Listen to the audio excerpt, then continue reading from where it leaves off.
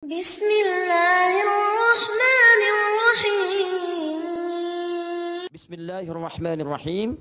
Amalan pasca salat, zikir.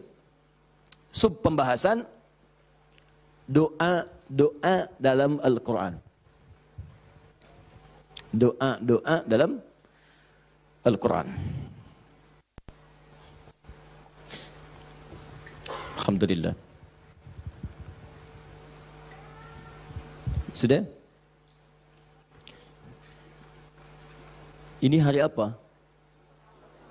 Sabtu. Oh, boleh puasa di hari Sabtu? Oh, Masya Allah. Baik. Walaupun di Jumat, Sabtu, Ahad dianjurkan berbuka, kecuali ada runtutan dari puasa-puasa yang lain, seperti Syawal atau yang lain. Enggak, saya cuma pengen tanya saja, hari ini saya insya Allah tidak puasa.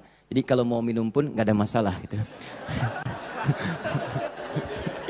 Baik.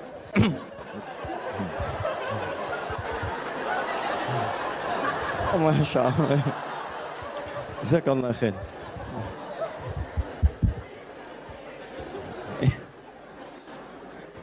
Sudah, kita mulai ya. Baik. Ibu kelihatan di sini? Oh, bagus ya. Ayah bilang kelihatan, belum saya tulis sudah kelihatan. Quran surah keempat ayat 103. Allahu Akbar. Ini dasarnya. Fa'idha qadaytumus shalah. Quran surah 4 An-Nisa ayat 103. Paling kanan, agak sedikit ke tengah. Fa'idha qadaytumus shalah fadhkurullah.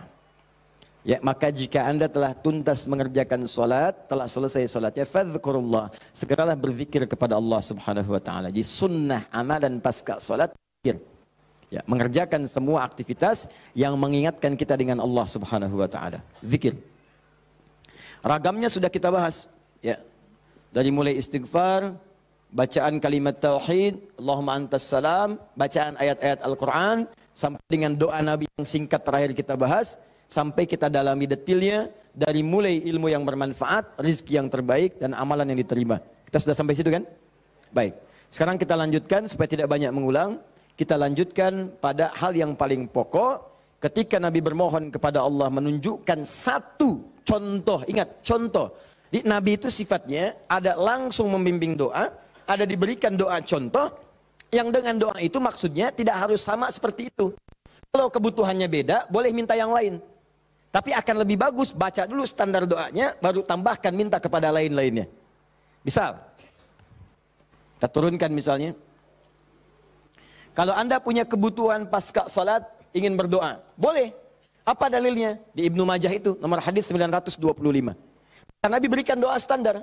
Allahumma inni as'aluka ilman nafi'a, wa rizqan tayyiba, wa amalan mutaqabbal. Minta ilmu, awas, yang bermanfaat. Minta rizki yang berkah, dan mohon diterima amalannya. Ilmu bermanfaat, rizki berkah, diterima amalan. Tiba-tiba anda punya permintaan spesifik misalnya. Ustaz, saya seorang ibu, sekarang sedang mengandung. Pengen kandungannya itu Ustaz diberkahi oleh Allah. Pengen lahirannya lancar, pengen normal, pengen baik. Apa doanya? Apakah boleh berdoa setelah itu? Boleh. Karena tadi doa yang disampaikan itu standar dari Nabi yang pokok, yang memberikan contoh. Maksudnya silahkan berdoa, apa saja minta. Kalau enggak kepikiran doa, minta doa dengan yang standar ini. Itu maksudnya. Jadi tidak harus terbatas dengan doa itu, tapi jadikan sebagai patokan doa, setelah itu minta yang lain-lainnya. Paham? Baik. Nah sekarang saya ingin ajarkan, ada isyarat dalam Al-Quran, bagaimana supaya doa kita mau minta apapun selama baik menurut Allah, itu akan cepat dikabulkan. Seperti apa mintanya? Yuk, saya turunkan dulu satu. Kita pelajari dasarnya dulu ya. Quran surah ke-7 ayat 23, dasarnya dulu. Nanti baru masuk kepada doanya. 2 Quran surah ke-28, misal ayat ke-16. 3 kita ambil misalnya Quran surah puncaknya langsung 39 ayat 53. Lalu masuk kepada doa-doanya misal.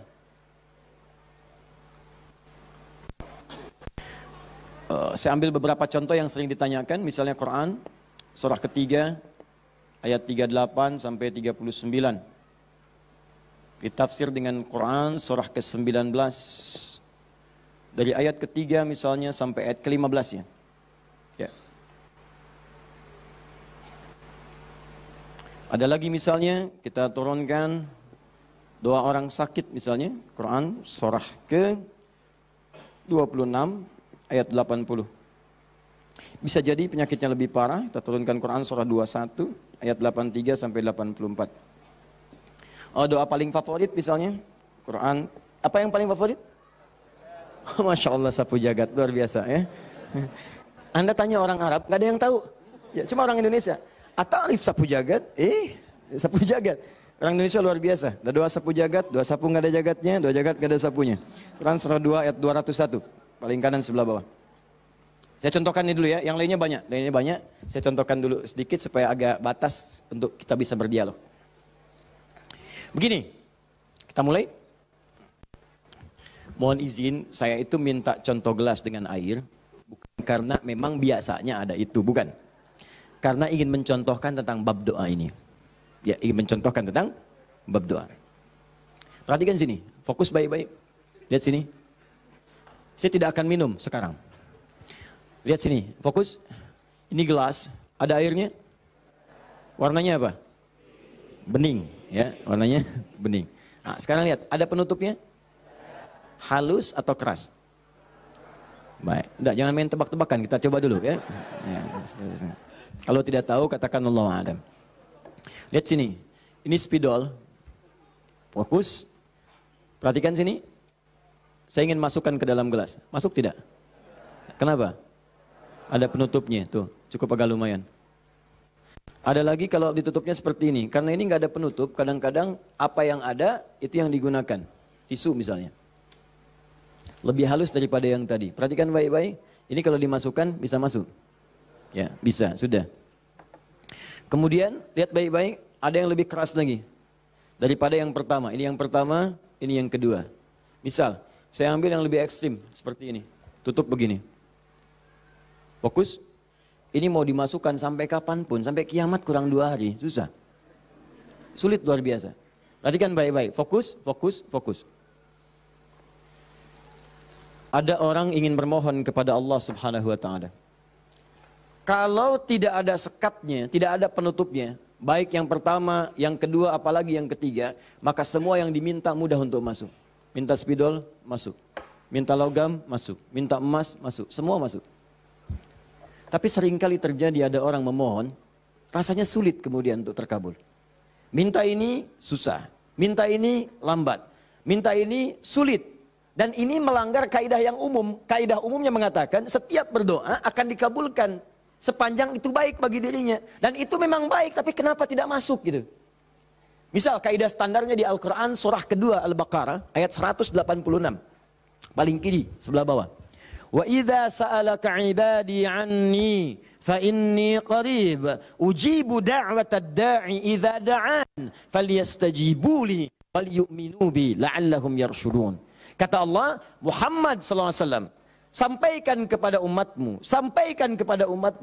jika kalian nanti ingin mencari Allah, kamu ditanya, ada yang ingin mencariku, mencari Allah, katakan padanya, enggak usah dicari, saya dekat. Itu memberi harapan. Saya sering sampaikan makna kalimat ini. Anda cari, tanya panitia, mana ustadznya? Dijawab, ustadznya belum ada berita. Dengan yang kedua, jangan khawatir Pak, sudah dekat. Mana yang paling menenangkan? Sudah dekat. Sudah dekat. Nah, ketika ada yang bertanya pada Muhammad, saya ingin mendekat kepada Allah. Jawab, tidak usah repot, Allah dekat. Silahkan kau mendekat kepada Allah dan Allah akan dekat dengan kita. Silahkan. Psikologis memberikan harapan. Dan umumnya orang yang mendekat kepada Allah, umumnya itu punya 2 kepentingan. Kalau bukan bertobat dari maksiat, yang kedua punya permohonan ingin disampaikan. Makanya sebelum diungkapkan itu dijawab oleh Allah. Saya tahu paling hambaku kalau mau datang mau minta. Silakan cek. Besok mau ujian, malam tahajud. Padahal kemarin enggak. Ya. Besok lamar pekerjaan, malamnya istighfar. Kemarin kemana aja John? Ya. Selalu seperti itu. Minta. Kata Allah. Lihat kalimatnya. Ujibu da'watad da'i idza da'an. Kapanpun hambaku minta, aku akan kabulkan. Jadi rumus doa itu kalau diminta dikabulkan. Jadi nggak ada doa yang tidak dijawab sepanjang yang diminta itu baik. Sepanjang yang diminta itu maslahat. 3 sifat jawabannya. Diberikan seketika, jadi begitu dia meminta, seketika dikabulkan. Kalau dia membutuhkannya. Allahumma ya Rab, Allahumma ya Rab, Allahumma ya Rab. Saya ingin berdakwah ya Allah dengan teknologi. Saya ingin niatkan ya Allah masuk ke ITB supaya dengan ilmu itu saya bisa mengembangkan teknologi untuk mendekatkan orang kepadamu. Minta dia malamnya, luluskan saya ya Allah. Besoknya keluar lulus. Kalau benar maslahatnya. Ada yang kedua, ditunda itu sampai dia sanggup untuk menerimanya sebagai amanah kehidupannya. Tidak seketika dijawab, tapi nanti ketika dia sanggup baru diberikan. Karena kalau Allah berikan dalam hal tidak sanggup, tidak adil Allah. Karena Allah tidak memberikan ujian pada yang tidak sanggup. La yukallifullahu nafsan illa usaha. Jadi sekali lagi sering saya katakan, kalau Anda sedang diuji, jangan mengeluh. Karena Anda pun dipercaya oleh Allah. Allah yakin dengan Anda, kenapa Anda ragu? Jadi kalau Anda sekarang punya musibah, punya ujian, entah di rumah tangga ujiannya berat, entah di kantor misalnya ujiannya berat, entah dalam kehidupan, semuanya, semua orang tidak ada yang tidak punya ujian, semua diuji. Wala nabluwannakum bisyai, kata Allah, Quran surah kedua ayat 155. Semua yang hidup punya ujian. Dan sifat ujian itu tidak akan diberikan pada yang tidak sanggup. La yukallifullahu nafsan illa wus'aha. Kalau kamu nggak sanggup, saya nggak akan berikan, kata Allah. Jadi kalau ibu sedang punya ujian di rumah tangga, jangan mengeluh, Bu, seberat apapun, karena ibu itu sanggup. Allah percaya pada ibu, kenapa ibu nggak yakin? Antum punya ujian di kantor, berat rasanya Ustadz, betul memang berat, tapi Anda yang sanggup. Kalau ujian itu diberikan pada Adi Hidayat nggak sanggup. Anda hebat, kata Allah, kenapa Anda mengeluh? Ya Allah, kenapa saya? Ya Allah, ya emang kamu yang sanggup. Why me? Why not? Iya. Jadi semuanya itu ada ukurannya, nggak usah khawatir itu dengan itu semua. Ada takarannya, ya. Dan Allah itu punya sifat keadilan yang sangat luar biasa. Rizki adil, semua diberikan. Kadang-kadang itu nalar belum sanggup menalarnya. Yakin dulu iman, begitu iman hikmah datang. Kan dulu pernah saya sampaikan untuk analogi sederhana tentang cicak dan nyamuk. Masih ingat? Coba cicak, bagaimana beraktivitasnya? Merayap di mana? Dinding. Makanannya apa? Yang paling utama nyamuk. Nyamuk apa aktivitasnya? Terbang. Nyamuknya punya sayap, cicaknya tidak. Kan pernah saya sampaikan, kalau nyamuknya punya akal dan jenius, cicak jadi mainan. Cicak di dinding, dia dekat lampu. Cicak, ayo sini kalau berani. Alhamdulillah, hewan tidak diberi akal. Tapi bukan itu yang mau saya sampaikan. Keadilan Allah menjadikan cicak tetap mendapatkan makanan. Orang tua kita nggak punya banyak dalil. Cuman fitrahnya memberikan kepada kita gambaran-gambaran kehidupan. Dikatakan oleh mereka, cicak-cicak diam-diam. Bayangkan, yang Allah tuntut cak merayap. Rayap aja. Mau diam-diam, mau biasa. Dicontohkan diam-diam aja merayap. Diam-diam merayap. Teruskan, datang seekor nyamuk. Ketika cicak merayap, datang seekor nyamuk. Bukan cicak yang mendatangi nyamuk, nyamuk yang mendatangi cicak. Siapa yang memberikan dorongan nyamuk datang ke cicak? Allah. Jadi kalau dia mengerjakan ikhtiar dari Allah, maka datanglah hasilnya. Cicak, kamu merayap aja. Begitu merayap, datang seekor nyamuk. Selanjutnya, silahkan. Ya. Tangkap, selesai. Itu poin yang pertama. Jadi saya ingin berikan gambaran dalam kehidupan, ada unsur keadilan yang diberikan oleh Allah Subhanahu wa Ta'ala. Jadi yang pertama tadi langsung diberikan, yang kedua ditunda, dia saat sanggup menerimanya. Kalau nggak sanggup, nggak akan dikasih. Anda punya anak 5 tahun, ya, pengen minta hadiah pada Anda, bobo, motor, pengen minta motor. Anak 5 tahun pengen minta motor beneran, dibelikan nggak? Ya, Anda memang mampu. Tapi pada saat itu nanti nak ya, Bapak belikan motor yang hebat. Sekarang motor yang ini dulu, motor-motoran. Setelah itu dia siap 2 tahun, 3 tahun, 4 tahun, 10 tahun ke depan diberikanlah motor itu. Apa karena Anda tak mampu memberi? Tidak, karena dia belum siap. Anda minta sekarang, tiba-tiba 10 tahun kemudian Anda dapatkan. Cuman saat dapat Anda nggak sadar kalau itu tuh hasil doa Anda yang dulu. Itu. Kadang-kadang demikian. Anda pengen jadi dokter. Ujungnya kan dokter, masuknya pengen ke UI. Tiba-tiba keterimanya di Undip misalnya. Tapi kan jadi dokter juga. Anda pengen proyek yang besar, dikerjakan sekarang, nggak dapat, doa belum terkabulkan. Tiba-tiba 10 tahun kemudian, dapat proyek yang besar, yang nilainya ternyata diakumulasikan 10 tahun ke belakang. Itu doa Anda. Kalau pengen bukti lebih dalam, betapa banyak orang tua yang berdoa sejak anaknya masih dalam kandungan. Pengen ini, pengen itu, dikabulkan setelah anaknya 20 tahun dia keluar dari kandungannya. Itu kan hasilnya. Makanya ketika anak sukses, kata Al-Quran surah ke-46 ayat ke-15, ada isyarat di sana. Kalau Anda sukses, jangan menilai dulu kesuksesan itu adalah hak Anda, kewajiban Anda, atau atas jasa Anda. Barangkali Anda cuma 30%, 70%-nya ibu yang dulu pernah menangis di keheningan malam. Ya Allah, jadikan anak saya seorang insinyur, ya Allah. Ya Allah, jadikan anak saya, ya Allah, orang yang soleh. Ya Allah, jadikan anak saya si fulan. Bapak Anda yang dulu cuma makan singkong, datangnya ke sawah, kemudian kerjakan segala rupa, ya Allah, jadikan anak saya lebih hebat dibandingkan saya. Puluhan tahun yang lalu mereka bermohon kepada Allah, doanya terkabul puluhan tahun kemudian. Makanya ketika Anda berhasil, kata Al-Quran, jangan dulu merasa bangga, karena boleh jadi jasa terbesarnya jasa orang tua dulu. Makanya Ismail, perhatikan baik-baik. Ismail yang mendapatkan air zam-zamnya. Lihat. Bergerak kakinya, gerak, keluar. Tapi Anda jangan lupa, ketika Ismail kehausan, ibunya mencari air. Disimpan Ismail, dia bergerak tangan kakinya. Karena kalau anak itu sudah mulai haus baik, pasti tangan kaki itu bergerak. Tapi air nggak keluar. Kapan air keluar? Setelah Sayyidah Hajar bolak-balik. Safa Marwah bermohon kepada Allah. Positif, berdoa, minta. Ketika kemudian bagian yang terakhir ketujuh itu berada kemudian di Marwah, tiba-tiba mendengar satu percikan air keluar. Kapan air keluar? Karena jejak kaki Ismail yang menendang kemudian ke arah pasir itu, malaikat mengepakkan sayapnya. Keluarlah. Kata ibunya, zam. Zam itu artinya kumpul jangan berhenti, kumpul jangan berhenti, kumpul jangan berhenti. Kalau kumpul saja mungkin berhenti, ijma, tahadda. Ini zam. Kumpul, jangan berhenti. Sampai sekarang air itu selalu berkumpul, tidak pernah berhenti. Dikenallah dengan air zam-zam. Orang kebanyakan cuma minum zam-zamnya, tapi tidak pernah mendalami kisahnya. Di situ ada bakti orang tua, di situ ada sayang kepada ibu, di situ ada cinta kepada orang tua, dan sangat luar biasa. Poin ketiga, kadang-kadang meminta sesuatu yang A diberikan B oleh Allah. Karena boleh jadi, maaf, yang dimintakan itu tidak ada maslahat untuk kita. Dalilnya Quran surah kedua ayat 216, paling kiri sebelah atas. Kutiba alaikumul qitalu wa huwa kurhul lakum. Diwajibkan bagi kalian berjihad, berperang dalam konteks perang, medan perang. Tapi ada juga konteks umum dengan rumus tafsir al-ibratu bi umumil lafzi la bi khususis sababi. Kalau ada lafaz dalam Al-Qur'an jangan dikhususkan pada sebabnya, sepanjang konteksnya umum. Perang terbesar, perang melawan perasaan kita. Perang melawan hawa nafsu. Perang melawan negative thinking, kadang-kadang negatif kepada Allah. Kenapa saya ya Allah? Kenapa ini enggak berakhir ya Allah? Kata Allah, "Hei, asa an takrahu syai'an fa huwa khairul lakum." Boleh jadi kamu enggak suka, tapi ini yang terbaik buat kamu. Kamu kan enggak tahu kapan wafat. Bukankah kalau saya belum kabulkan kamu rajin tahajud? Kamu rajin puasa?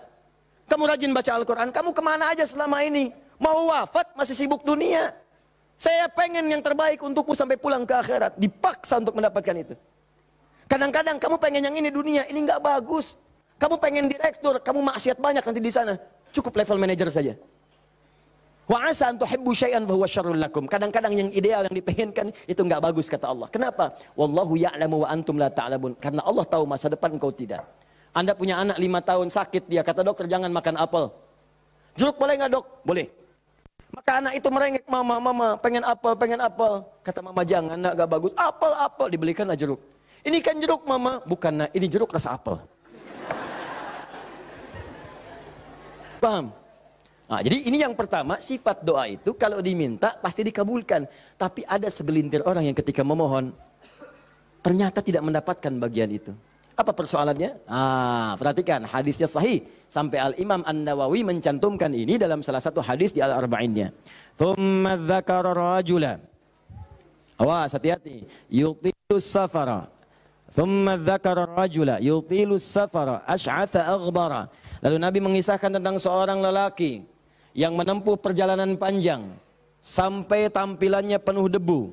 Ya, bahasa Inggrisnya kurang lebih the kill of the kumel. Ya. Jadi udah banyak debu lah ya dalam dirinya. Awas ya, yamuddu yadaihi ila sama, lalu mengangkat tangannya ke langit, ngangkat tangan. Nanti saya ajarkan fikih mengangkat tangan ya. Fayaqulu ya Rab, dan dia berkata ya Rab. Fokus sebentar.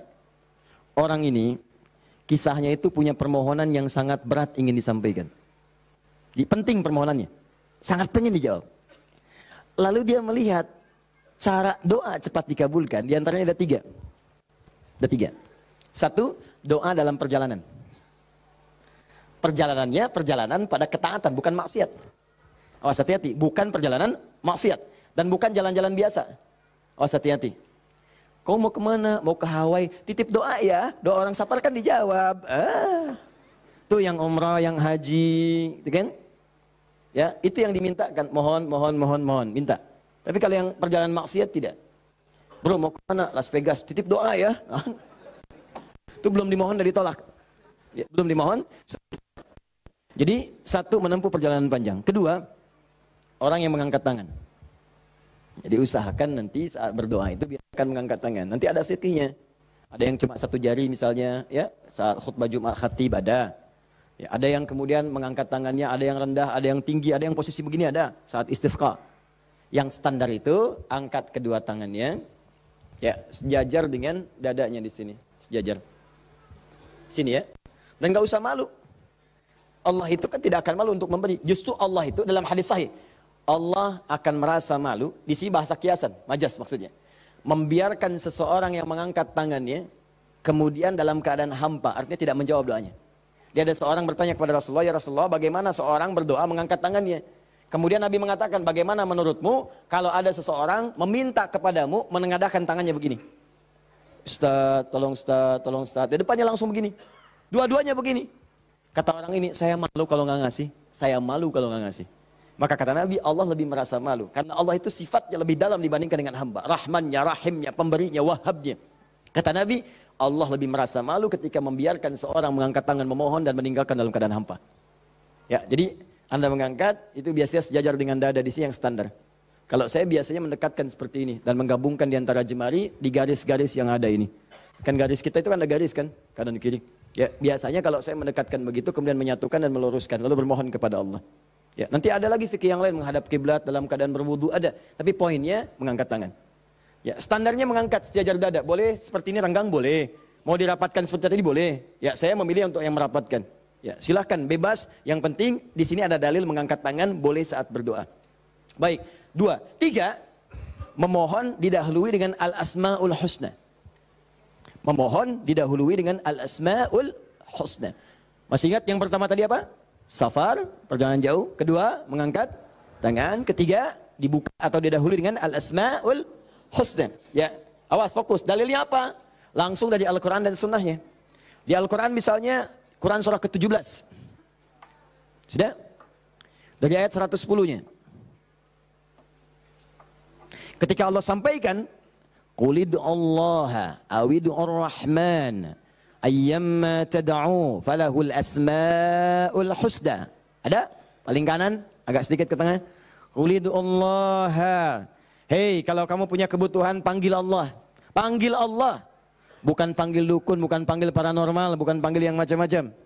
Panggil Allah, minta karena Allah sudah janji.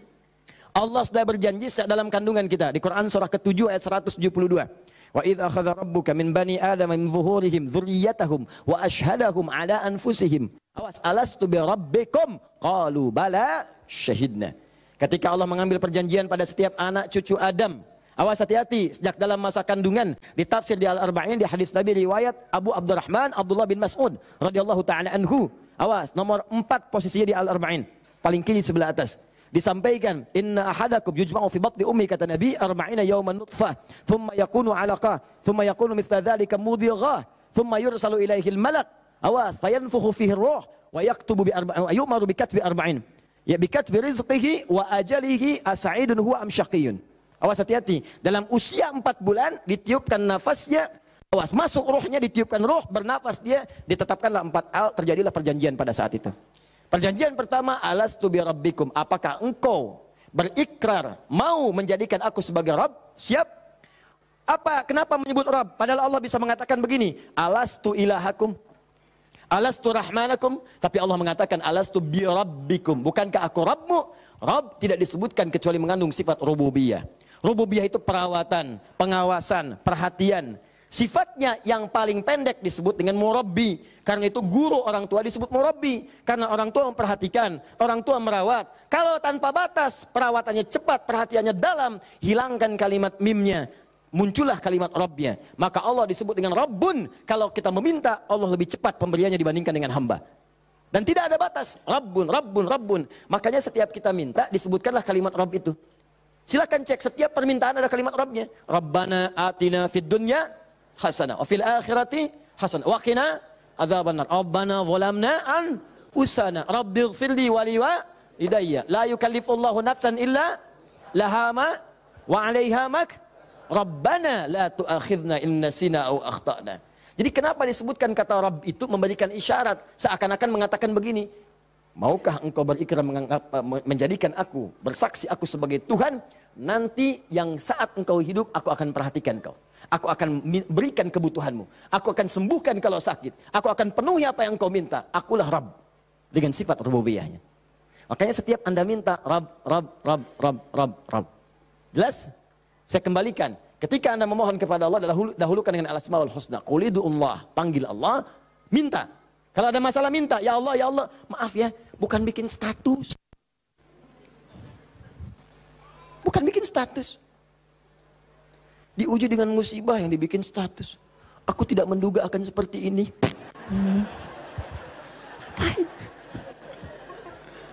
Terus yang tidak lucu, kenapa doanya di media sosial? Doa itu di mihrab, doa di kamar, doa di masjid, bukan doa di Facebook. Ya, doa di Instagram, doa di Facebook. Aminkan ya, like. Apa yang mau dicari? Udah minta yang betul. Minta yang mohon dengan khusyuk. Mohon, Quran surah 7 ayat 205. Wadhkur rabbaka fi nafsika tadarruan wa khifatan wa dunal jahri minal qaul. Kalau butuh sesuatu, sebut nama Allah dalam jiwamu. Bukan dalam media sosialmu, bukan di WhatsAppmu, bukan di Instagrammu. Online-kan hatimu dengan Allah, minta dalam jiwamu dengan penuh ketundukan, dengan penuh kepasrahan, dengan penuh harap. Mohon ya Allah, ya Rabb, minta. Sebut namanya bagaimana ya Allah, atau yang kedua Ar-Rahman, atau, nah ini rumusnya, ayyamma tad'u, atau kapanpun kamu ingin panggil, minta sama Allah, falahul asmaul husna. Carilah nama-nama terbaik yang Allah miliki sesuai dengan kebutuhanmu. Jadi Allah itu telah memberikan nama bagi dirinya sesuai kebutuhan kita. Panggil dengan nama itu. Misal ya, maaf. Anda terkait rezeki nih, mau bekerja, pengen rezeki yang berkah. Panggil namanya ya Allah, sambungkan dengan nama Asmaul Husnanya. Ya Allah, ya Razzaq. Teman-teman yang kuliah di kampus, di sekolah, besok mau ujian atau mau masuk sekolah belajar pertama, supaya diberikan ilmu yang dalam. Ya Allah, ya Alim. Allahumma faqihni fid din wa 'allimni ta'wil. Ya Allah, ya Alim, Rabbi zidni ilma warzuqni fahma. Ya Allah, ya Alim. Punya ujian berat, ya Allah, ya Sabr. Diganggu di pekerjaan, di aktivitas, ya Allah, ya Malik, ya Jabbar. Minta. Dan jangan semua harus disebutkan. Nanti yang tidak dibutuhkan jadi muncul. Ya Allah, ya Rahman, ya Rahim, ya Malik, ya Kudus. Memang boleh, nggak apa-apa. Kalau untuk ibadah, bacakan tuh boleh. Tapi kalau untuk bermohon, saya sarankan cari yang sesuai kebutuhan. Kalau mau ibadah dengan menyebut nama saja boleh, silakan. Tujuannya apa? Zikrullah bidzikri asma'il husna. Zikir kepada Allah dengan menyebut al-asmaul husna boleh. Ya Allah, ya Rahman, ya Rahim, ya Malik, ya Kudus, sampai akhir. Saya dulu ujian pertama kali masuk jurusan akidah, begitu masuk pertama kali, soal ujian di akidah itu cuma 3. Tapi setiap akan menjawab 3 itu, selalu harus dituliskan al-asma'ul husna dari awal sampai akhir, dengan hadisnya plus tafsirnya. Baru boleh jawab soal. Betul. Itu ujian saya dulu begitu. 3 soal Anda bayangkan. Setiap soal al-asma'ul husna dulu. Tulis. Dengan dalilnya, hadisnya. Hadis itu dibagi 2. Hadis pokoknya, hadis klasifikasinya. Setelah itu tafsirnya, baru boleh jawab soal. Pertanyaannya mungkin gampang. Misalnya, berapakah rukun iman itu? Cuman sebelum dijawab, tulis dulu tadi itu. Ini spidol. Ini jari telunjuk saya. Abis ujian itu mirip nih, begini. Betul. Cuman saya nggak foto aja dulu itu. Ya. Saya pikir kenapa Ustadz saya begini ya. Akhir-akhir baru sadar saya. Allahu Akbar. Rupanya beliau ingin menanamkan kedekatan kita dengan Allah dimanapun berada.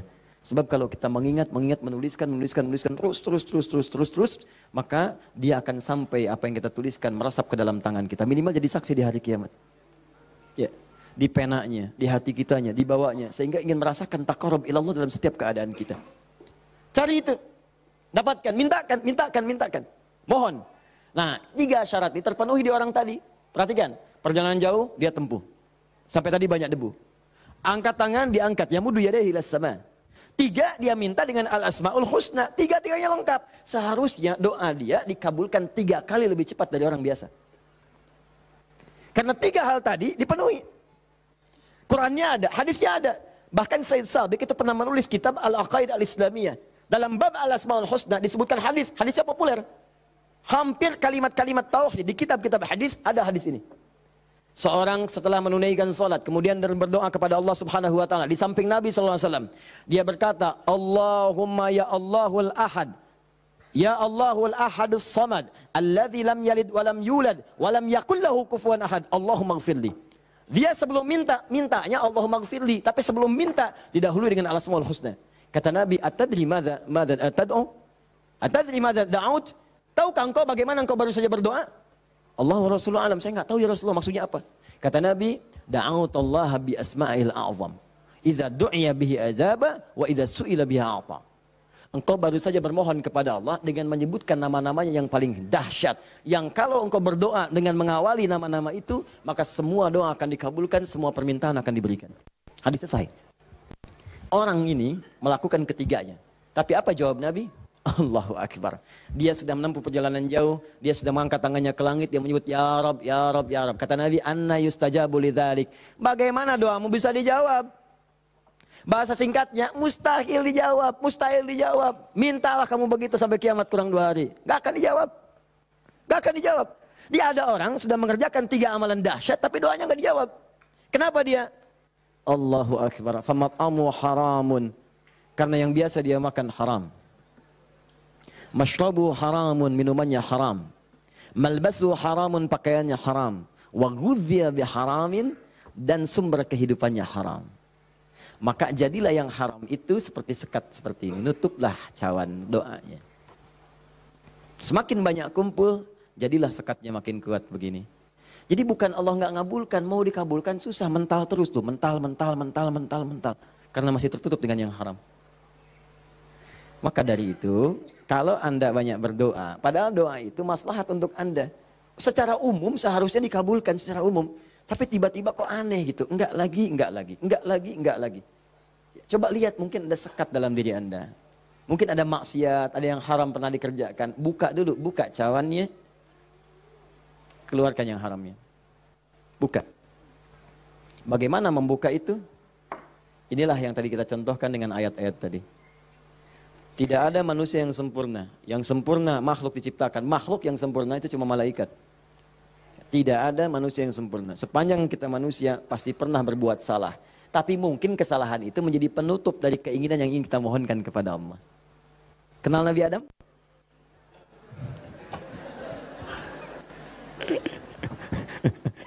Alhamdulillah.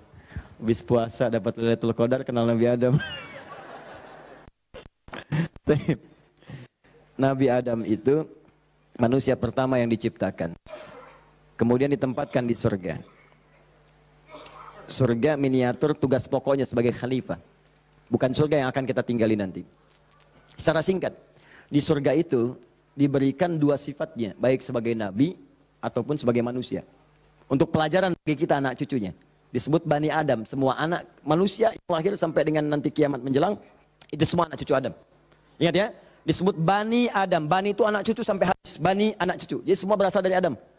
Jangan pernah dengarkan, jangan pernah mau menyimak kalau ada orang mengatakan manusia bukan berasal dari Adam. Kalau ada yang mengatakan manusia berasal dari monyet, nggak usah dengarkan. Bilang aja kalau Anda berasal dari monyet, silakan. Jangan ngajak-ngajak saya. Ya, Bani Adam.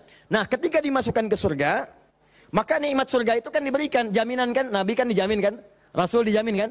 Maka langsung dimasukkan. Tapi di situ dilatih sifat kemanusiaannya. Apa sifat kemanusiaannya? Quran surah kedua ayat 35. Wala taqraba hadhi syajarata fatakuna minadh zalimin. Awas. Wa qulna ya Adam uskun anta wa zawjukal jannah. Kami firmankan Adam, kamu dan pasanganmu, istrimu masuk ke dalam surga. Wa kula minha haitsu syi'tum ragadan haitsu syi'tum. Silakan nikmati semua kenikmatan di surga. Wala taqraba. Tapi jangan dekati ini. Jangan sentuh yang ini. Hadhi syajarata, pohon yang ini. Sentuh pun gak boleh, mendekat gak boleh. Awas. Jadi nanti ada yang dahsyat, larang itu, larang. perintahnya ada yang mendekat pun nggak boleh. Apalagi dikerjakan. Zina, perintahnya wala taqrabu zina, jangan dekat-dekat. Di kalau ada perintah dalam Al-Quran jangan dekat-dekat, berarti dosanya gede, besar. Mendekat ya nggak boleh. Kalau dikerjakan makin dahsyat dosanya. Makanya zina masuk ke dalam sab'ul mubiqat, 7 dosa besar. Dekat-dekat aja nggak boleh. Nah, cuman psikologi masyarakat sekarang itu kalau nggak boleh dekat-dekat makin penasaran. Itu yang jadi masalah. Makanya di Quran itu seringkali tegas. Kerjakan jahanam, kerjakan neraka. Harus begitu. Karena ada orang itu kalau dilarang suka penasaran. Nih, lubang, jalan. Di lubang ini ada buaya, lompatnya tinggi. Ada tulisan di sini, hati-hati, dilarang nengok. Lewat. Apa sih ini? Penasaran. Oh, gitu. Jadi kalau masih begini, kadang pengen dilihat, ganti kalimatnya, nengok, wafat.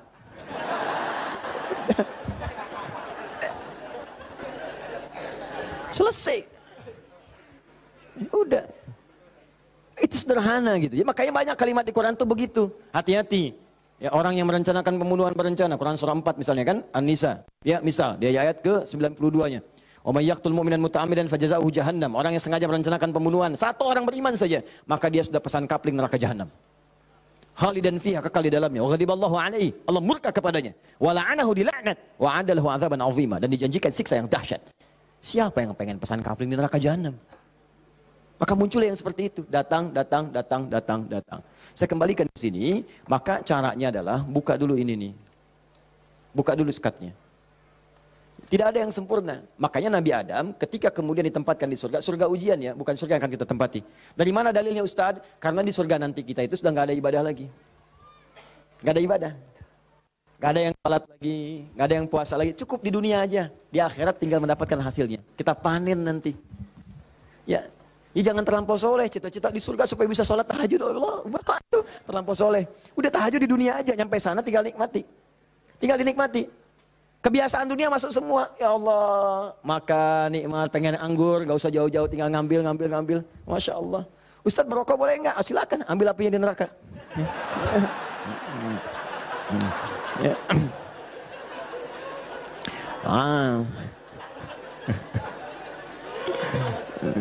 Dah. Jadi Allahu Akbar, Allah astagfirullah. Jadi teman-teman sekalian, ke situ kemudian turun ke bumi, jadi ujian. Digodalah oleh setan. Fawaswasalahum syaitan, digoda oleh setan. Singkatnya ketika digoda itu, kemudian godaan itulah yang menjauhkan Nabi Adam dan pasangannya dengan Allah Subhanahu wa taala. Turunlah terpeleset turun ke bumi. Singkatnya jadi pelajaran itu. Perhatikan baik-baik. Ini yang mau saya sampaikan. Ketika Nabi Adam, padahal beliau nabi, sifat nabi itu maksum. Kenapa diperkenankan oleh Allah berbuat salah pada saat itu dengan sifat kemanusiaannya? Padahal beliau nabi. Awas hati-hati. Ternyata bukan karena sifat kenabiannya, tapi sebagai contoh bagi anak cucunya yang bukan nabi, yang tidak punya sifat maksum. Jadi kalau nggak diberikan contoh begitu, tidak ada jalan bagi kita bagaimana cara mengembalikannya. Makanya dibuat kisah dalam Al-Quran itu, disampaikan, bukan dibuat kisah, kisahnya ada, disampaikan ke kita. Diberitakan, ini dulu Adam dengan sifat kemanusiaannya salah. Padahal dia nabi, maksum, bisa dijaga oleh Allah. Kenapa diperkenankan salah? Untuk menunjukkan ibrah, pesan kepada kita, kalau salah, begini cara kembalinya. Maka ketika berbuat keliru itulah diturunkan kalimat pertamanya untuk mengangkat sekat ini. Jadi kalau nggak pernah diangkat, ini hubungan dengan Allah itu tersekat. Diangkat sekat ini, apa yang diturunkan pertama kali? Kalimat untuk mengembalikan kepada yang jernih. Asal jernih begini, ditutup begini, dikembalikan lagi. Sesuatu yang dikembalikan ke awal dengan cara yang baik disebut dengan tabayatubu. Sifatnya disebut dengan taubah. Awas. Hati-hati. Maka Allah turunkan kalimat pertama ketika turun ke muka bumi. Kalimat pertamanya, Quran surah kedua ayat 37.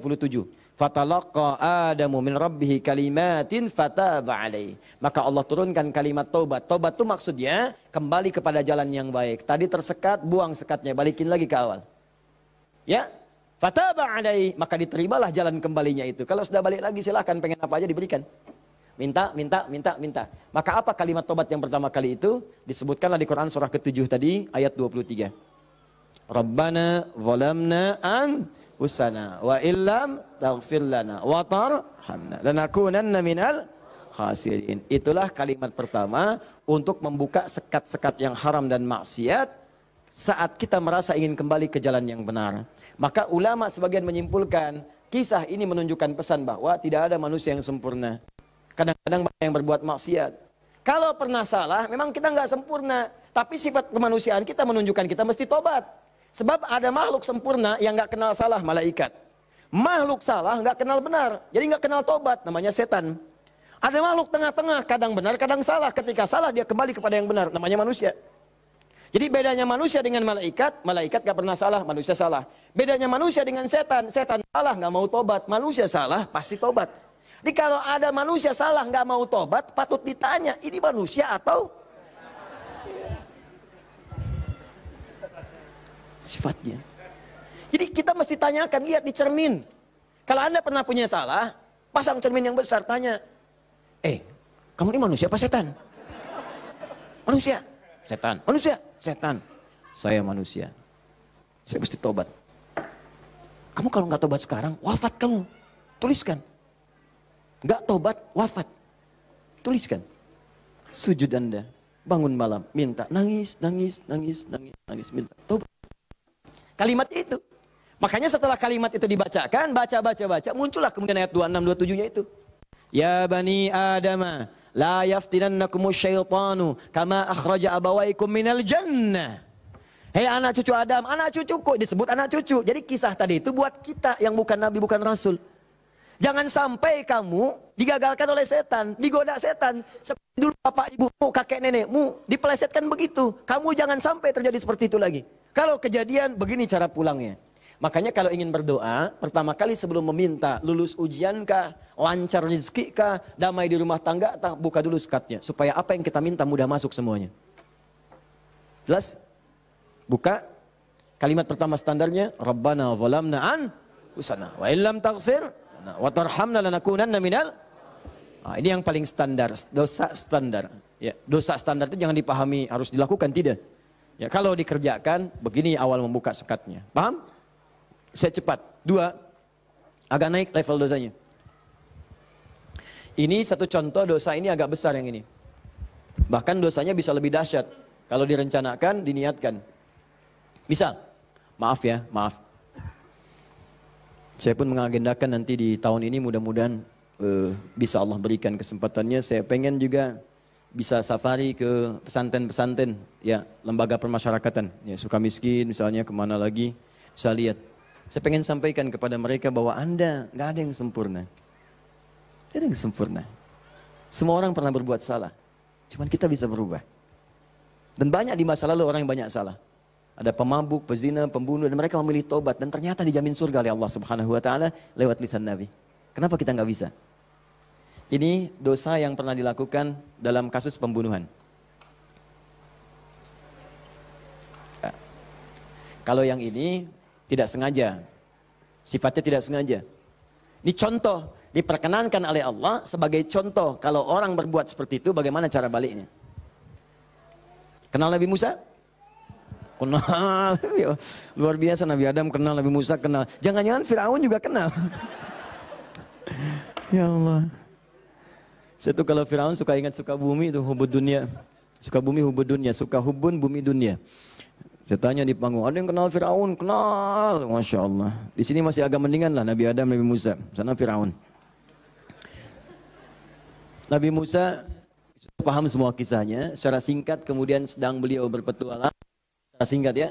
Jalan menemukan 2 orang berselisih. Berselisih sampai mau berantem. Dipisah sama Nabi Musa. Dipisah. Udah dipisah sama beliau, pisah, jangan begini, ini gak bagus. Dipisahin singkatnya. Saat dipisahin itu, ini belum ada pengangkatan sebagai nabi. Ya. Saat dipisahkan itu, tiba kemudian, ternyata salah satu yang berselisih itu adalah dari kelompoknya, kampungnya lah, golongannya. Sama-sama tanah kusir misalnya gitu kan. Malah ngadu, Musa kamu gimana, kamu kan teman saya, sekampung kita nih, ini merendahkan kita nih, ayo keroyak bareng-bareng. Ini provokasi kata Musa, diluruskan oleh Musa. Diluruskan. Begitu diluruskan masih ngotot, diberi pelajaran, tampar oleh Musa. Nabi Musa itu kekuatannya, teman-teman sekalian, setiap nabi itu punya kekuatan 10 kali laki-laki biasa. Dan Nabi Musa terkenal sebagai nabi juga yang paling kuat. tampar, wafat.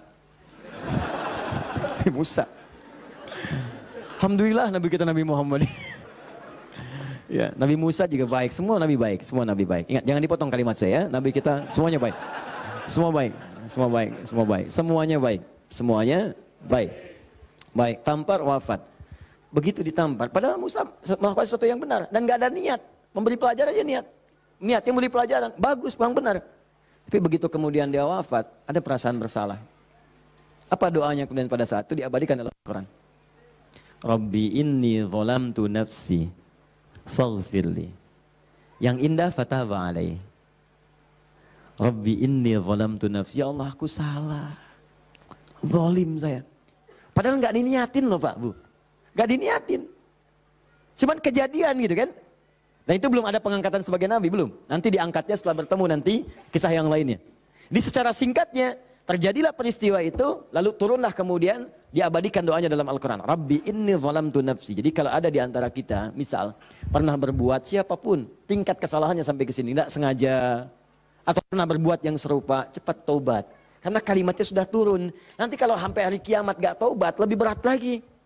Coba mau berkata apa di hadapan Allah Subhanahu Wa Taala? Hei, aku kan dah turunkan kalimat di bumi supaya kamu taubat. Kamu kan pernah bunuh orang kan? Tanggal sekian, jam sekian, kamu kejar-kejar, kamu tembak, kamu bom, kamu bunuh, kamu tusuk, kamu pukul, kamu macam-macam kan. Ada semua rekamannya terbuka. Aku turunkan kalimat tobat lengkap dengan kisah tuntunannya. Kenapa kamu nggak tobat? Mau jawab apa?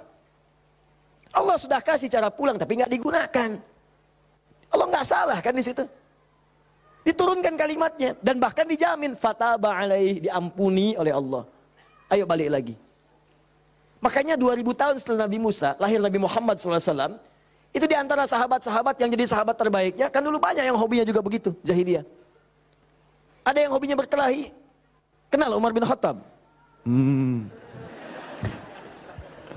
Umar bin Khattab radhiyallahu ta'ala anhu, luar biasa, tegas, kekar, wah senang duel sebelum masuk Islam. Siapa yang berani dengan saya? Ayo naik ke bukit itu, Jabal Qubais ditunjuk, bukit paling favorit. Naik ke sana, yang sekarang ada istana raja di situ. Ya di samping Zam-Zam itu. Naik. Sebelum berduel dengan saya, pamit dulu pada ibu yang telah melahirkannya karena dia akan pulang tanpa nama. Umar, Allahu Akbar. Apa yang terjadi? Masuk Islam halus. Toha tersentuh, masuk Islam. Lalu kasarnya berubah menjadi tegas, dipakai melindungi Nabi SAW, dipakai menegakkan syariat dengan baik. Kehalusannya muncul. Sampai datang, tengok orang jadi khalifah, perhatikan orang. Luar biasa. Tegasnya muncul. Ya, waktu Abdullah bin Ubay bin Salul itu, seorang munafik, kalau sholat di belakang Nabi, saf paling depan. Tapi begitu bubar, provokator paling pertama Abdullah bin Ubay bin Salul. Begitu keluar, Muhammad nih SAW. Mecah belah kita aja. Datang ke sini pengen jadi pemimpin. Dia punya masjid sini, kita bikin masjid yang lain. Bikin dilar. Selalu dipecah. Orang dah siap-siap perang Uhud, di pertengahan jalan, diprovokasi, balik aja balik. Pasukan musuh lebih kuat, ayo balik-balik. Sepertiga berputar desersi. Anda bayangkan. Tapi apakah Nabi langsung menghukumi? Tidak. Nabi kenapa nggak dihukumi? Umar, gergetan saya. Ya. Kata Nabi, kan belum jelas kelihatan nampaknya. Nanti jadi fitnah, pecah nanti semuanya. Karena dia masih dianggap pemimpin di kalangan yang lainnya. Biarlah nampak nanti Allah berikan hujahnya untuk dia. Satu kali, tapi kalau di depan baik-baik, di belakang menusuk dari belakang. Satu kali sakit. Begitu saat sakit itu, anak Abdullah bin Ubay bin Salul, anaknya namanya Abdullah. Baik, soleh. Nah ini juga jangan simpulkan kalau keluarga misalnya bapaknya nggak bagus, pasti anaknya nggak bagus. Belum tentu. Belum tentu. Kenal Abu Jahal? Anaknya Ikrimah. Bapaknya musuh Nabi luar biasa. Anaknya pembela Nabi yang paling hebat. Penunggang kuda yang dahsyat. Saf paling depan kalau jihad. Sampai Nabi itu dengan menghormati Ikrimah tidak pernah menyebut Abu Jahal di depan Ikrimah. Jangan singgung bapaknya, jangan. Supaya anak ini dalam ketenangan. Abdullah bin Ubay bin Salul anaknya taat, namanya Abdullah juga. Sakit bapaknya datang kepada Nabi. Ya Rasulullah, bapak sakit, kata Nabi, berikan ini, kasih air, berangkat pulang sana. Katakan dari Nabi. Datang senang pulang. Ya abadi, papa ini dari Nabi. Apa sih Muhammad? Lempar, habis. Sampai sekarat disampaikan, datanglah Nabi ke rumahnya. Tapi nanti saat turun surat Taubah itu untuk dilarang menyolatkan. Begitu datang ke tempatnya, apa yang dikatakan? Manjanya luar biasa. Ya Rasulullah, Itu di depan Abu Bakar, ada Umar dan yang lain-lain. Ya Rasulullah, biarkan aku wafat dengan mengenakan jubah terluarmu. Apa kata Umar? Ya Rasulullah, izinkan aku memenggal kepalanya. Itu. Cuman jubah aja kok, pakai aja, pakai. Dia meninggal. Meninggal. Itu Abdullah bin Ubay bin Salul. Hidupnya begitu meresahkan, wafatnya begitu kolokan. Ya. Tapi habis. Nah, jadi yang pertama itu, coba, udahlah, banyak yang tobat. Umar jadi bagus. Tukang begal, Jundub bin Junadah. Wah, sekampung begal tobat. Jadi dai, sekampung jadi soleh semua. Saking dahsyatnya, kampung itu dikenal di kemudian hari. Namanya Ghifar. Sampai dikenal dengan Abu Dzar al-Ghifari. Sampai Al-Imam An-Nawawi mengutip hadisnya. Di Al-Arba'in itu nomor hadis 18. Ya, Jundub bin Junadah. An Mu'adz bin Jabal wa Jundub bin Junadah radhiyallahu taala anhuma qala Rasulullah sallallahu alaihi wasallam. Ya, ittaqillaha haitsu ma kunta wa atbiz sayyatil hasanata tamhuha. Ainal hadis? Mana hadis? Mana Qur'annya? Apa yang antum kerjakan tiap hari? Ngitung lagi. Mana bekal antum tuh pulang? Minimal sehari satu hadis. Ambil, walaupun enggak hafal hadis kan enggak mesti hafal, baca hadisnya, lihat terjemahannya, amalkan isinya. Buka konsepnya. 57 hadis kitab iman, tiap hari baca satu. Antum pebisnis, keluarkan hadis-hadis bisnis, tiap hari satu. Kalau Al-Quran hafalkan, satu hari satu ayat, tak apa-apa. Pulang punya hujah di hadapan Allah. Ini tiap hari ngitung-ngitung dunia, wafat tinggal semua. Apa yang mau antum ambil? Berharap surga lagi.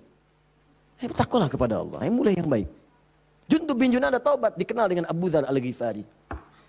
Puncaknya, mungkin ada orang pernah juga lebih daripada ini. Dia berzina, dia mabuk, dia macam-macam. Pokoknya mengoleksi dosa lah. Ya, orang ngoleksi mobil, ngoleksi musab, dia ngoleksi dosa. Jadi kalau nggak berdosa itu nggak enak. Kamu ngapain aja, si fulan sudah begini. Oh, masa besok saya lakukan yang lebih daripada itu. Jadi ngoleksi dosa, tumpuk dia.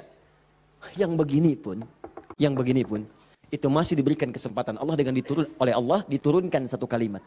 Yang kalau dikerjakan, diamalkan isinya, diterima taubatnya. Turunlah Quran surah 39 ayat 53 tadi.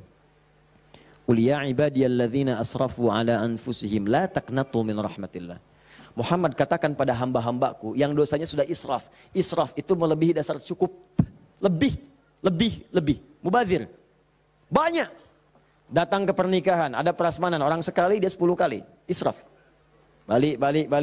Israf.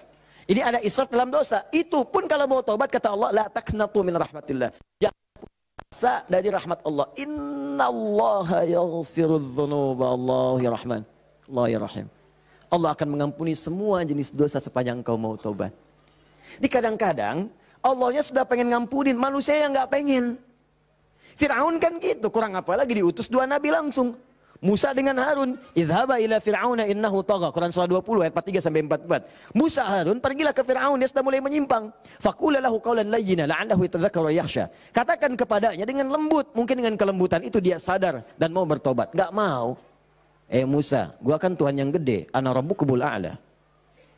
Marah, nantang, mau bunuh dan sebagainya. Sudah, selesailah dia tenggelam di lautan. Ya, jadi mumi.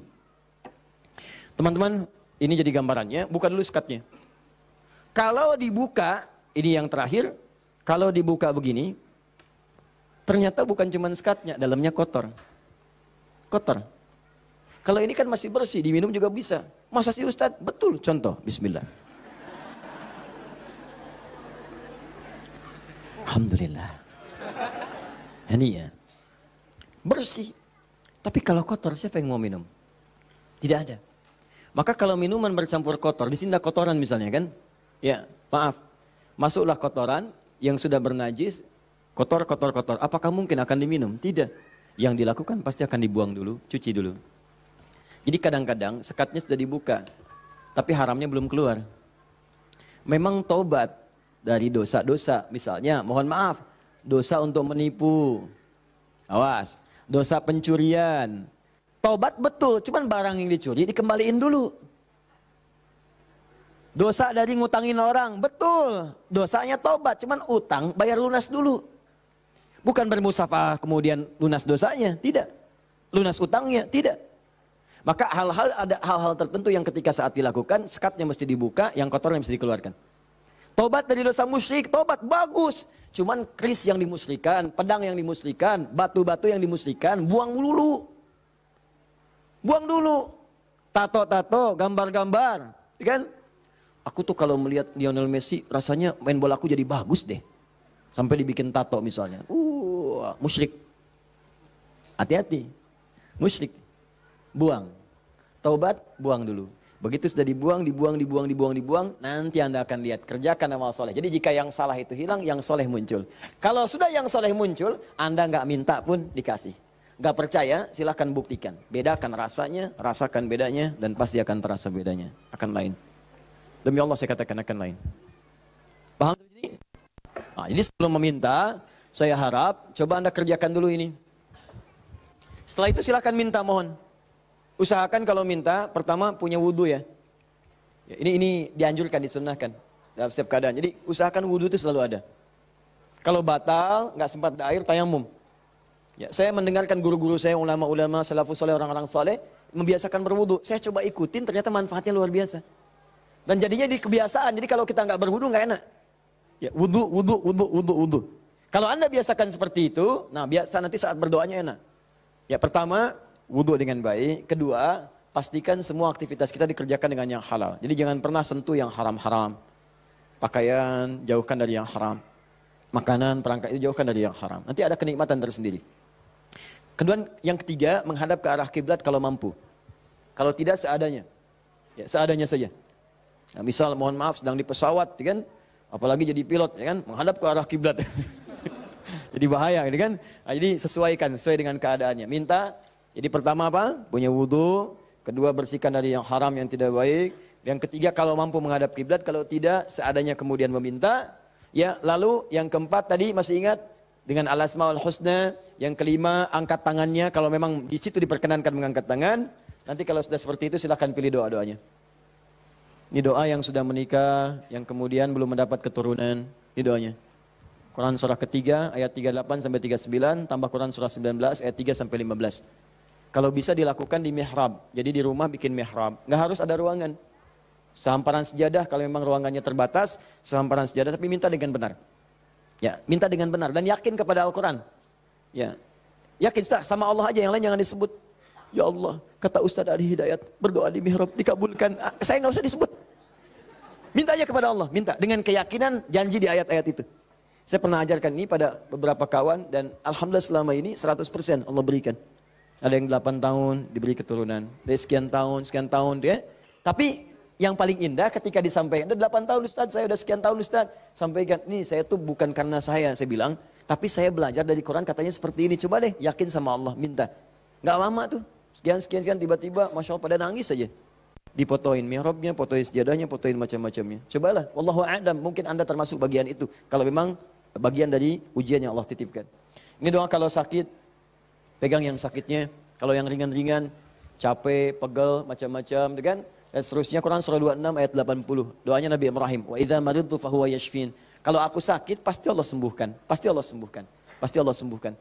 Ya, saya berani menyampaikan ini karena nasihat guru-guru dari para ulama-ulama, orang-orang saleh sebelumnya, dan saya coba amalkan, ternyata luar biasa. Ya, apa Anda nggak kira ceramah dalam sehari 4, 5 kali, 6 kali? Kadang ceramah suaranya luar biasa. Harus kadang-kadang teriak-teriak yang nggak jelas tuh kan. Kadang-kadang serak, saya pernah 1 kali, ini yang paling dahsyat tuh di Kalimantan, suara habis hilang. Seperti itulah. Pokoknya nggak ada suara. Hilang. Hilangnya itu sore. Jam 5:30, 6, ngisi ba'da maghrib. Anda bayangkan? Kebayang? Baik. Jadi ngisi ba'da maghrib hilang jam 5:30, 6. Apa yang saya lakukan? Saya ingat ayat ini. Saya pegang aja. Pegang, wa idza maridtu fahuwa yashfin. Wa idza maridtu fahuwa yashfin. Ya Allah, kalau saya sakit pasti Engkau sembuhkan. Engkau yang titipkan tugas ini, Engkau yang berikan perangkatnya, Engkau yang amanahkan, Engkau pasti akan berikan kemudahan. Wa idza maridtu fahuwa yashfin. Minta air hangat ya, minta minum, terus minta lagi. Itu apa yang terjadi? Allahu Akbar. Begitu masuk kepada maghrib, keluarlah suara itu. Pertama mirip-mirip Allah yarham almarhum Ustaz Arifin Ilham. Ya, agak serak-serak. Ba'da Isya, keluar semua. Keluar. Habis ceramah, hilang lagi. Itu betulan. Habis ceramah hilang lagi. Istirahat malam. Besoknya ada lagi. Saya bersyukur sekali pada Allah. Sampai saya bingung bagaimana cara bersyukur yang terbaiknya. Ternyata ya Allah terima kasih menjaga tadi malam saya supaya nggak banyak ditanya orang. Suara habis, istirahat kita besoknya ada lagi. Itu hal yang paling luar biasa berkesan. Biasanya kalau orang sudah dalam kondisi yang sangat darurat, tiba-tiba Allah tolong, kan ada keindahan tersendiri kan. Indah itu luar biasa. Makanya kadang-kadang kalau belum dijawab, jangan dulu marah. Mungkin Allah memberikan anugerah terindah yang belum pernah engkau miliki. Paham ya? Maka berdoalah dalam jiwamu, sentuhlah ia tepat di hatimu, maka ia akan jadi milikmu untuk selamanya.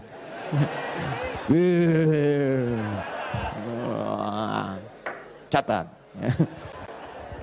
Nah, kalau penyakitnya parah, kata dokter nggak bisa, yang ini Quran surah 21 ayat 83 sampai 84. Ini sering saya sampaikan. Kalau umum, semua umum pengen baik-baik umum, ya inilah. Yang tadi kata antum sapu jagat ya. Berarti banyak di Quran doa supaya anak misalnya rajin sholat, keluarga bagus, turunan baik, doa sejak dalam kandungan. Ada sebuah, saya pernah sampaikan kok dalam keterangan yang cepat ya. Disilahkan, ada banyak indeks sekarang, ada banyak buku-buku, tinggal dikeluarkan. Kalau saya boleh pesan, sebetulnya kalau mau komplit, beli aja buku hadis. Ya, nggak mahal kok. Antum tuh lebih senang pulsa dibandingkan ilmu. Heran saya orang sekarang. Dulu orang ketemu ulama minta doa, sekarang minta foto. Aduh, sampai saya juga kepikiran apa nyetak aja yang banyak ya. Ustaz minta foto, nih, Ustaz minta foto nih gitu. Aduh. Allahu Akbar, astagfirullah. Nah, ini teman-teman sekalian, itu barangkali yang sekiranya bisa disampaikan. Jadi dengan itu saya ingin tunjukkan bahwa insya Allah selama kita hidup, Allah pasti akan mudahkan, kecuali yang kita persulit. Jadi kalau sudah diberikan kemudahan, jangan dipersulit. Paham ya? Baik, saya coba jawab dulu satu di antara ini. Nanti saya sudah punya channel khusus untuk menjawab-jawab pertanyaan. Sudah kami siapkan. Jadi mohon izin, saya ingin umumkan nih karena ada tanya-tanya juga. Kita sekarang ingin mencoba memberikan yang terbaik untuk berdakwah untuk masyarakat. Jadi untuk channel kita ada 2 channel sekarang. Ya, pertama Akhyar TV. Akhyar sekarang sedang dalam masa perbaikan penyempurnaan untuk tampilan TV yang seutuhnya. Ya, jadi untuk sekarang belum tayang dulu. Jadi nanti kita perbaiki dulu karena kita pengen nih benar TV seutuhnya. Dia 24 jam nanti ada tayangan TV. Kita sudah siapkan konten-konten sekarang ini. Jadi nanti ada anak-anak penghafal Quran. Kalau orang bedah rumah yang macam-macam, ya ini bedah rumah para penghafal Quran misalnya. Nah, ada bagaimana cara yang si fulan bisa hafal padahal dia terbatas otaknya misalnya ya, kata medis. Ada yang ini kita siapkan. Ada talk show, ada yang keluar yang macam-macam. Jadi nanti begitu dia tampil lagi, kita launchingkan juga secara meluas. Nanti akan jadi TV yang nyata, betul, 24 jam nanti ada agenda yang tayang. Nah, untuk yang sifatnya terbatas, nanti ada Adi Hidayat Official yang di YouTube. Ya, Adi Hidayat Official itu nanti, itu biasa kalau kultum yang ringan-ringan atau menjawab pertanyaan. Ya, pertanyaan-pertanyaan nanti kita jawab satu-satu lewat situ. Jadi kadang-kadang, mohon maaf, ada beberapa pertanyaan tapi sulit disampaikan, saya memahami itu, saya sangat memahami. Ya, dan mohon izin, saya berusaha semaksimal mungkin memberikan waktu yang terbaik. Saya pulang dakwah masih jam 11:30 malam, saya lihat ada surat masuk. Begitu ada surat, Masya Allah panjang. Saya bilang staf saya, minta telepon orang ini. Telepon, kita bicara. Sampaikan. Ada yang bisa dijawab via WA, kita jawab. Dan seterusnya. Tapi memang agak banyak, jadi tidak semuanya kita bisa kemudian jawab secara langsung. Nah, untuk tanya jawab ini, nanti ada 3. 1, kita jawab di lokasi kalau memungkinkan. 2, di official. Yang 3, setiap bulan kita akan sediakan insya Allah waktu 2 kali dalam sebulan. Ya, di Kamis pekan ketiga dan Kamis pekan keempat. Kalau tidak ada halangan, saya sediakan khusus dari mulai pagi jam 10 sampai dengan ke asar. Tapi tempatnya mungkin di Bekasi, akan disediakan ruang untuk silaturahim atau konsultasi. Jadi kalau Anda mau datang, ya datangnya di waktu itu. Jangan datang di waktu yang lain. Mungkin akan sulit kemudian untuk bertemu dengan saya. Jadi saya sediakan di waktu itu. Kadang ada yang datang, kemudian juga di waktu-waktu yang saya tidak ada. Itu yang kadang-kadang saya sedih. Di situ kadang saya merasa sedih. Ya, datang tapi tidak ada gitu sayanya. Jadi saya coba perbaiki yang sepanjang saya bisa lah, saya maksimalkan. Ya, jadi itu poinnya. Jelas ya? Kalau saya sudah jelas, mudah-mudahan bisa dipahami. Dan ini saya jawab dulu deh satu supaya bisa tuntas. Assalamualaikum warahmatullahi wabarakatuh Ustaz. Assalamualaikum warahmatullahi wabarakatuh. Saya seorang supir dari sebuah bank konvensional. Mau nanya apakah gaji saya termasuk dalam riba? Nah, apabila saya zakatkan sudah bersihkah gaji saya? Ya, saya salat nafilah dikerjakan berapa rakaat dan waktu yang dikerjakan kapan? Manfaat dari salat tersebut apa? Maaf ya, 1 kertas ini saja cukup untuk saya jawab untuk hari ini. 5 pertanyaan dari sini saja. Yang lain nanti saya inikan di official. Baik ini, kalau Anda ragu dengan sesuatu, maka cari yang meyakinkan. Sudah, itu jelas hukumnya. Awas, hati, innal halala bayyinun, innal harama bayyinun, wa bainahuma umurun mushtabihatun. Ya, yang halal itu jelas, yang haram itu jelas. Di antara keduanya ada yang syubhat. Rumus syubhat itu tanya dulu kejelasannya. Kalau memang tetap gak jelas, maka tinggalkan, itu lebih bagus. Paham ya? Saya kerja ustaz di bank konvensional, bagaimana hukumnya? Kalau ada ribanya haram hukumnya. Kalau kemudian tidak mendapati yang lain dan darurat hidup ada di situ, maka sifat daruratnya muncul. Tapi darurat sifatnya sementara, bukan sementerus. Jadi sambil di situ antum mencari pekerjaan lain. Ya ada di bank syariah misalnya, ada yang lain misalnya, silahkan masuk ke situ. Yang ininya kemudian antum kurangi itu persatu sampai dapat yang baru itu, tinggalkanlah yang meragukan di situ. Paham ya? Ya itu hukumnya jelas sekali. Kemudian salat nafilah. Nafilah itu betul, salat nafilah hukumnya sunnah. Ya banyak jenisnya, kapan waktunya, bagaimana ragamnya. Contoh, ada yang siang sampai ke malam, namanya rawatib. Hadisnya At-Tirmidzi nomor hadis 586. Ya ada berapa bilangannya, yang pokok ada 12. Misal, apa bunyinya? Bunyinya kurang lebih, qala Rasulullah sallallahu alaihi wasallam. Ya perhatikan baik-baik teman-teman sekalian.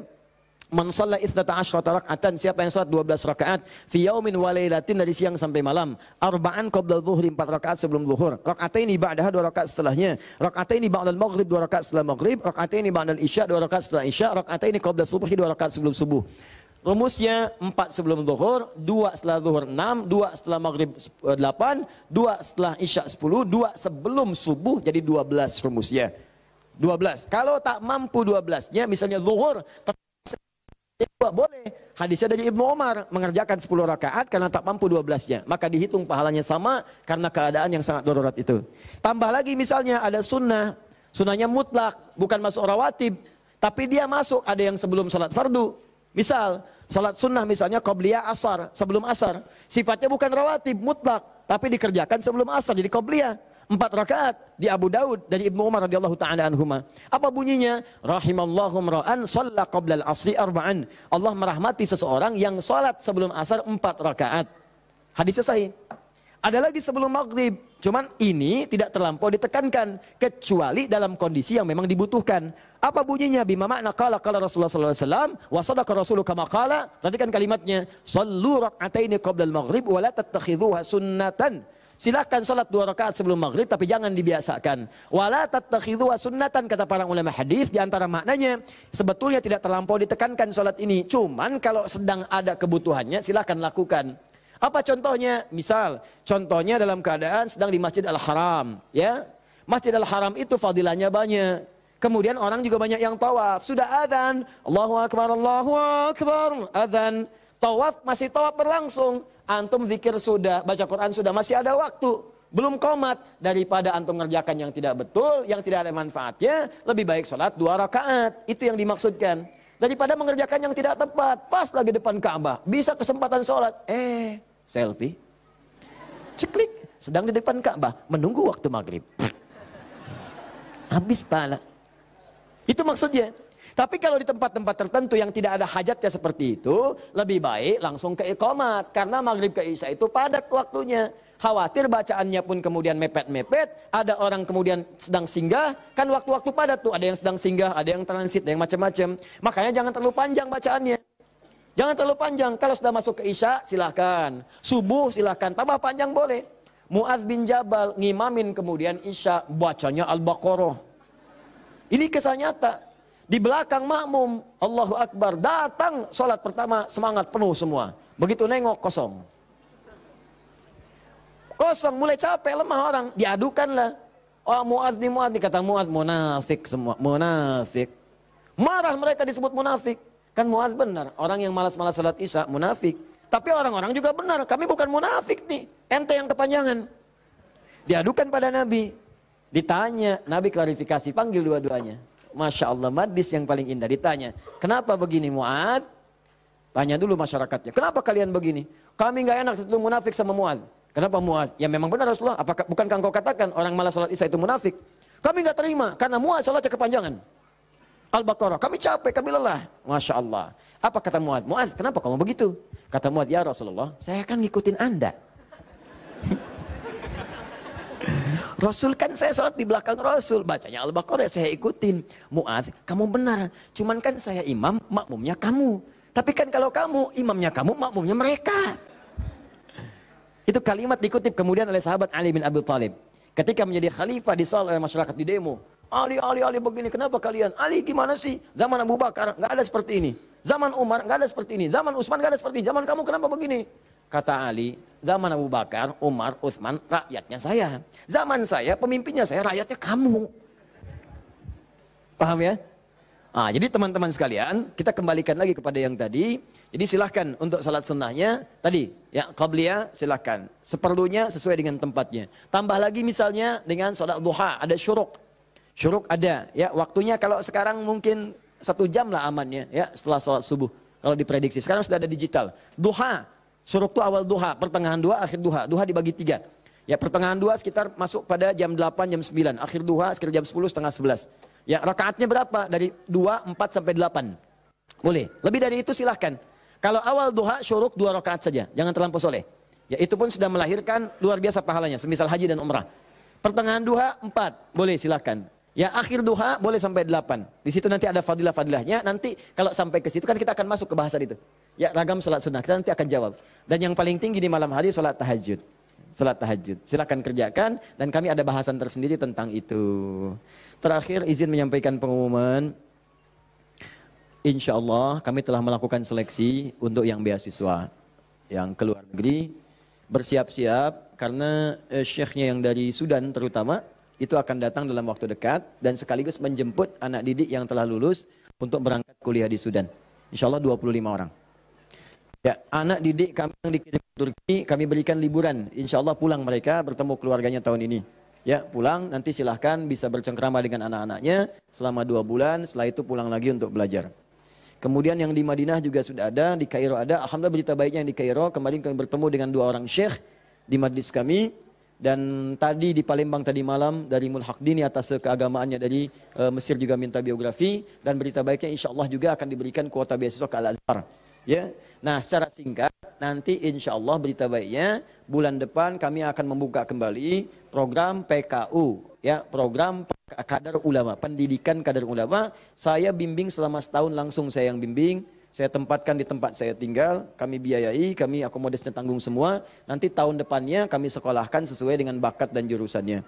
Insya Allah bagi nanti yang ingin ikut berminat akan dibuka tesnya. Silahkan nanti ada rentang usianya di situ. Ya, rentang usia yang kira-kira bisa melanjutkan studi. Saya berharap ini sumbangsi terbaik juga bagi bangsa supaya nanti ada ulama di kemudian hari. Daerah-daerahnya ya bisa lebih baik lagi. Dan itu yang bisa kita lakukan karena banyak kontribusi ulama kita membangun negeri ini. Kita cintai negeri ini, kita kembangkan, kita baguskan, kita sayangi semuanya. Saya pengen ke depan ada orang-orang baik yang memimpin. Ya, Adi Hidayat itu selesai nanti, meninggal selesai. Mudah-mudahan saya wafatnya syahid. Mudah-mudahan ya. Dan kita bisa di majlis ilmu, mungkin sedang mengajar, meninggal. Saya pengen begitu ya. Masya Allah, mudah-mudahan insya Allah. Nanti ada yang menggantikan. Ya, kita sekarang coba-coba bangun pesantren, bangun majlis-majlis ilmu, nanti dari situ mereka yang akan menggantikan. Mungkin anak bapak ibu juga. Ya, saya cuma bisa melakukan itu. Yang terakhir, bulan depan kita akan mulai karantina yang saya janjikan dulu, program 30 hari, 30 juz menghafal Quran. Insya Allah untuk akhwat rumahnya sudah kami siapkan.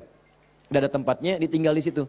Untuk ikhwan pun tempatnya sudah ada. Nanti akan ada pembukaan, silahkan didaftarkan di situ, nanti ikut 30 hari. Coba 30 hari ini nggak bisa pulang, harus di situ. Ya, handphone disimpan. Ya, handphone disimpan. Tidak boleh komunikasi dengan handphone kecuali mungkin hari Jumat diberikan kalau ada komunikasi yang penting. Jadi nanti sudah kita akan siapkan, launchingkan. Saya bermohon pada Allah bebas siapa yang pengen ikut boleh silakan. Dan ini lintas batas, mau dokter, mau polisi, mau tentara, mau macam-macam. Saya pengen ada polisi hafal Quran, dokter hafal Quran, tentara hafal Quran, insinyur hafal Quran, ya. Dan semua kalau sudah dekat dengan Qurannya, insya Allah negeri ini datang keberkahan dari Allah Subhanahu Wa Taala. Saya kira itu mudah-mudahan bermanfaat. Saya mohon izin dan saya mohon dipermudah aksesnya karena saya harus melanjutkan ta'lim dan waktunya sangat. Kita doa pada Allah Subhanahu Wa Taala semoga kita kabulkan dan terima oleh Allah Subhanahu wa taala. Allahumma taqabbal minna innaka antas samiul alim wa tub alaina innaka antat tawwabur rahim. Allahumma 'allimna ma yanfa'una ya Allah wa wafiqna bima an na'mala ma ta'allamna. Ya Allah, anugerahkan ilmu yang bermanfaat kepada kami. Terima ya Allah pelajaran kami, berikan kami bimbingan untuk mengamalkan apa yang telah kami pelajari. Rabbana la tada' lana fi maqamina hadza wa fi kulli maqamin dhanban illa ghafartah. Ya Allah, kami mohon jika ada seorang pendosa hadir di majlis ini, jangan biarkan ia meninggalkan majlis ini kecuali Engkau telah ampuni seluruh dosa-dosanya. Wala hamman illa farajtah, jika ada yang tengah gelisah berada di majlis ini, jangan biarkan ia meninggalkan ya Allah majlis ini kecuali Engkau telah tenangkan keadaan jiwanya. Allahumma wala maridan illa syafaitah, jika ada yang tengah diuji dengan penyakit seberat apapun, maka dengan keikhlasan amalannya angkat dan sembuhkan segala penyakitnya. Allahumma rabbana atina fid dunya hasanah fil akhirati hasanah wa qina adzaban nar bifadlika subhana rabbika rabbil izzati amma yasifun wa salamun alal mursalin subhanakallahumma bihamdika asyhadu an la ilaha illa anta astaghfiruka wa atubu ilaik wa akhiru da'wana alhamdulillahi rabbil alamin thumma assalamu alaikum warahmatullahi wabarakatuh.